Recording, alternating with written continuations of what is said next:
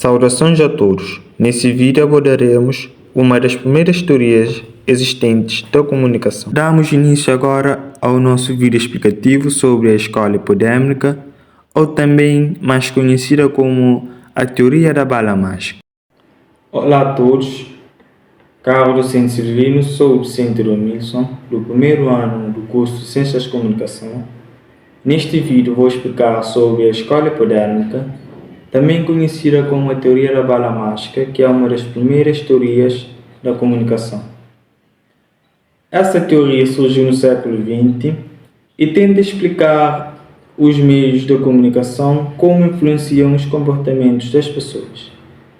Ao longo do vídeo, vou falar do contexto histórico, as principais ideias da teoria, exemplos e críticas e também a importância para o estudo da comunicação. Contexto histórico. A escola hipodérmica surge nos Estados Unidos entre os anos de 1920 a 1930, num período marcado por grandes transformações sociais. Foi uma época de industrialização, crescimento das cidades e surgimento da chamada sociedade de massas. Ao mesmo tempo, os meios de comunicações de massa começaram a ganhar forças, como o rádio, os jornais e o cinema.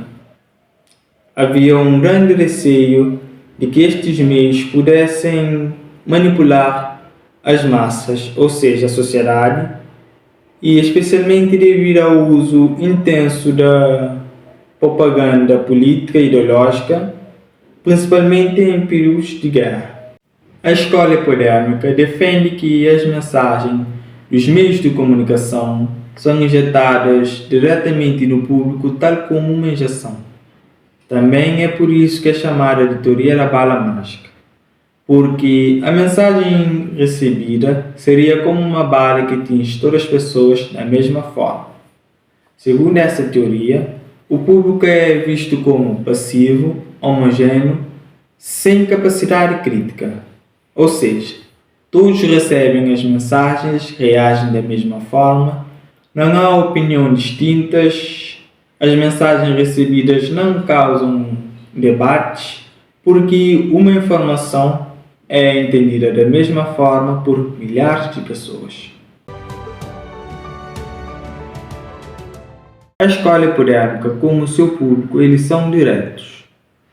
Os seus efeitos da comunicação são imediatos. Eles têm uma conduta uniforme, ou seja, iguais para todos. Existe uma relação simples entre os meios de comunicação e o público, que é mensagem-reação. Não se considera o contexto social, a cultura ou a experiência individual das pessoas. Muitas pessoas se perguntam quem são os fundadores da escola hipodérmica.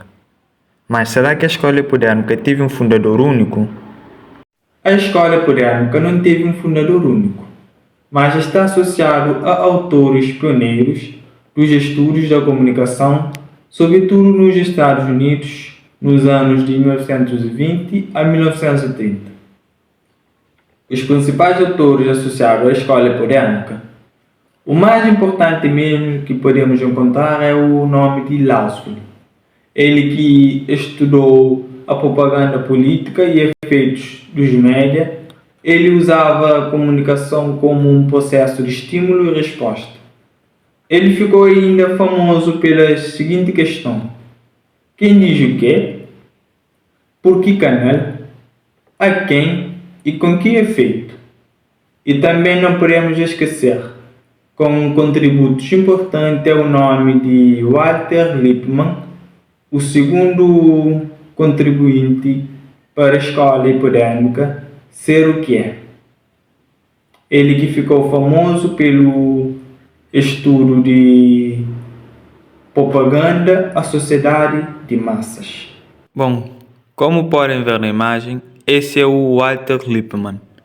Ele que ficou marcado pelos estudos sobre propaganda e sociedades em massas. Esse é o Lasswell.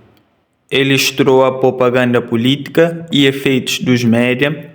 Ele via a comunicação como um processo de estímulo e resposta. Como eu tinha dito antes, ele ficou ainda mais famoso pela pergunta: quem diz o quê? Por que canal? A quem? E com que efeito?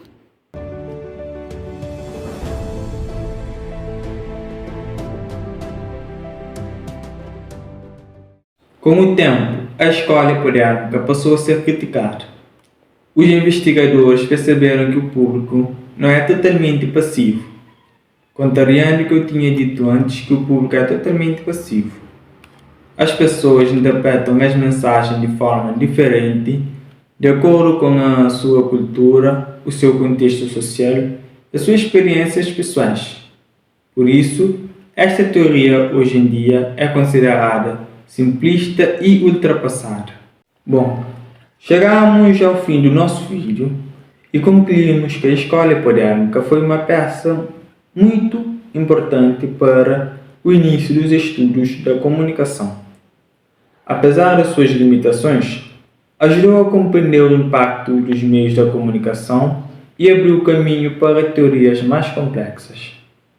Ainda hoje, em pleno século XXI, podemos refletir sobre essa teoria quando falamos de fake news, propaganda, manipulação mediática. Obrigado por assistir até o fim do meu vídeo explicativo.